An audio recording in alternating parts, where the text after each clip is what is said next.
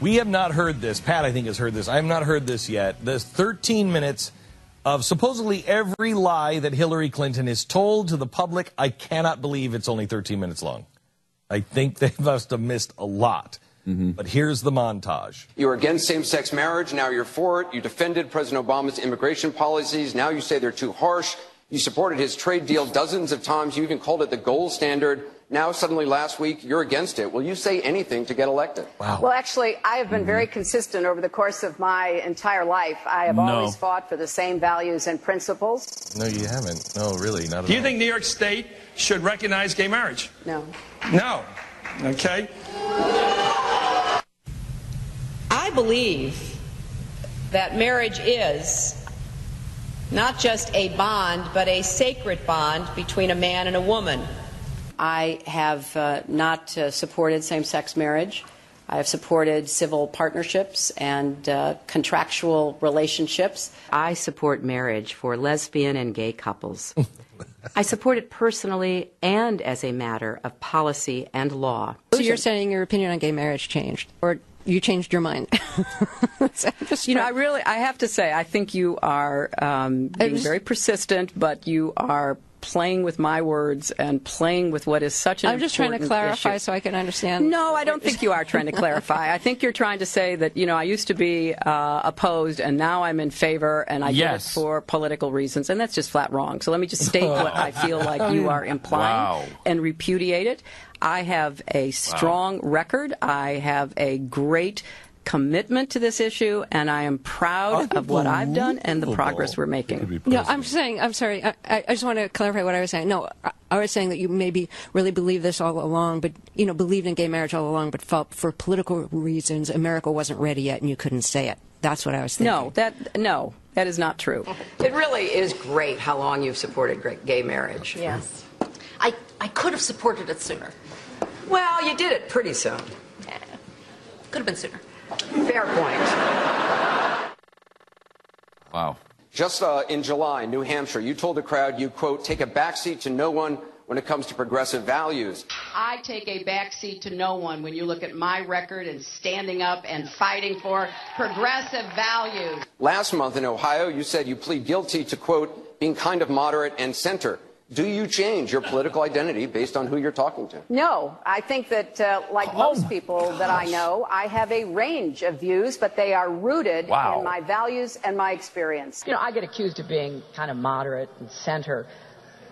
I plead guilty. Just for the record, are you a progressive or are you a moderate? I'm a progressive. Unbelievable.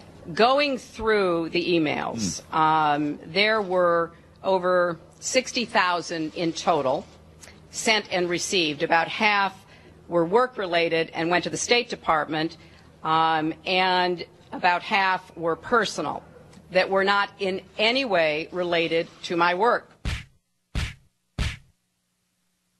When you speak to the public, you say, I turned over everything.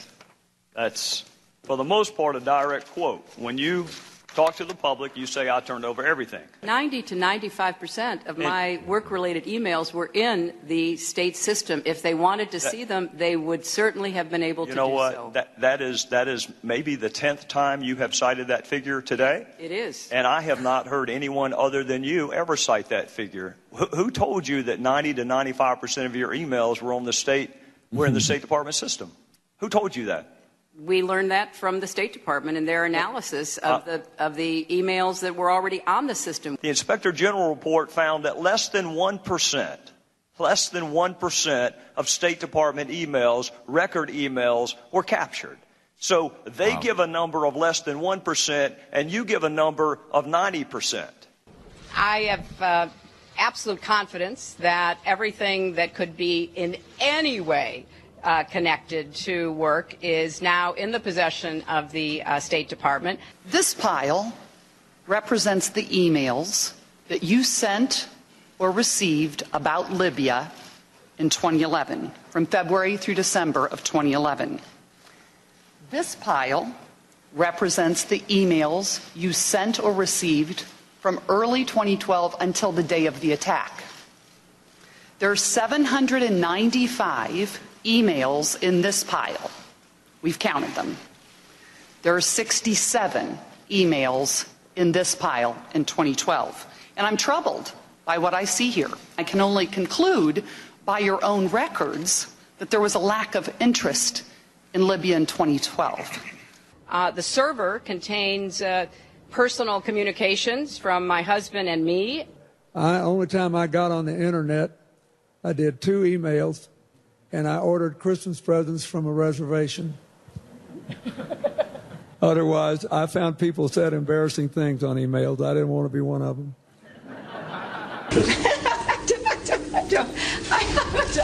I mean, and how many angels dance on the head of a pin? I have really nothing to. I mean, how do you answer that? With the truth. I represented Wall Street as a senator from New York, and I went to Wall Street in December of 2007, before the big crash that we had, and I basically said, cut it out. Quit foreclosing on homes. Quit engaging in these kinds of speculative behaviors. Now, who's exactly to blame for the housing crisis? I think there's plenty of blame to go around. Home buyers who paid extra fees to avoid documenting their income should have known they were getting in over their heads. Of course, we have to deal with the problem that the banks are still too big to fail. We can never let the American taxpayer and middle-class families ever have to bail out the kind of speculative behavior that we saw. But we also have to worry about some of the other players.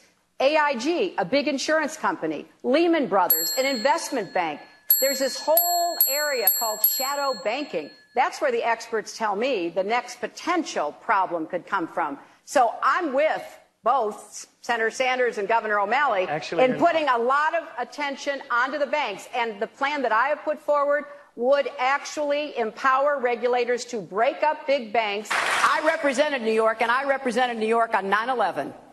When we were attacked, where were we attacked? We were attacked in downtown Manhattan, where Wall Street is. I did spend a whole lot of time and effort helping them rebuild. That was good for New York, it was good for the economy, and it was a way to rebuke the terrorists who had attacked our country. 9/11 was bad. I agree with that. Time and time again, you hear one thing in speeches, and then you see a campaign that has the worst kind of tactics, reminiscent of the same sort of Republican attacks on Democrats. Well, I am here to say that it is not only wrong, but it is undermining core democratic principles. Since when do Democrats attack one another on universal health care? I've looked at the legislation that Senator Sanders has proposed, and basically he does eliminate the Affordable Care Act, eliminates private insurance, eliminates Medicare, eliminates Medicaid, TRICARE, Children's Health Insurance Program. Just because Senator Obama chose not to present a universal health care plan does not give him the right to attack me because I did. So let's have a real campaign. Enough with the speeches and the big rallies and then using tactics that are right out of Karl Rove's playbook. This is wrong, and every Democrat should be outraged. The Democratic Party in the United States worked since Harry Truman to get the Affordable Care Act passed. So shame on you, Barack Obama. It is time you ran a campaign consistent with your messages in public. That's pre-Cankle cough. Hillary Clinton's attempt to tout her foreign policy experience hounded her again on the campaign trail today. I made a mistake in describing it. She claimed she misspoke last week and was sleep deprived when she described landing under sniper fire in Tuzla, Bosnia, something that didn't happen. But CBS News has found several times in the past few months when Senator Clinton used the Bosnia trip to try to show her international experience. December in Iowa. We landed in one of those corkscrew landings and ran out because they said there might be sniper fire. I don't remember anybody offering me tea on the tarmac when that was happening. Then in February, the welcoming ceremony had to be moved inside because of sniper fire. And last week. I remember landing under sniper fire. We basically were told to run to our cars. Now that is what happened. Some differing accounts of your trip to Bosnia, and I'm wondering if you can clarify.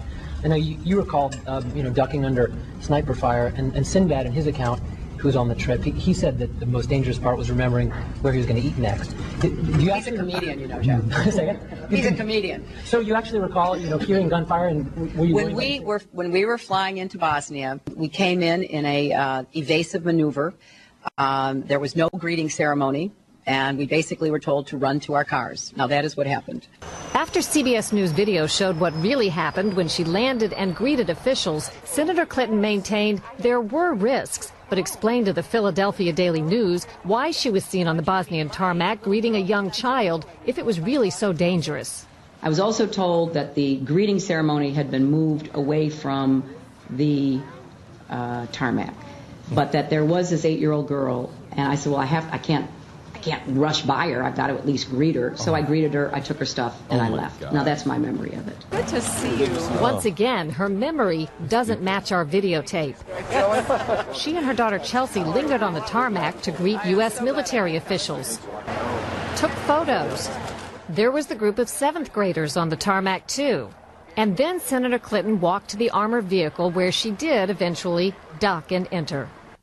Unbelievable. It was one of the highlights of President Clinton's first term, passage of the North American Free Trade Agreement, also known as NAFTA. Critics blame NAFTA for the loss of manufacturing jobs in industrial states, including Ohio and Pennsylvania. Hillary Clinton helped get NAFTA approved. She held at least 5 meetings to strategize about how to win congressional approval. She helped the White House block opposition from labor and environmental groups, and she was the featured speaker at a crucial meeting. Participants in that event said, quote, her remarks were totally pro-NAFTA. There was no equivocation for her support for NAFTA at the time. Issues.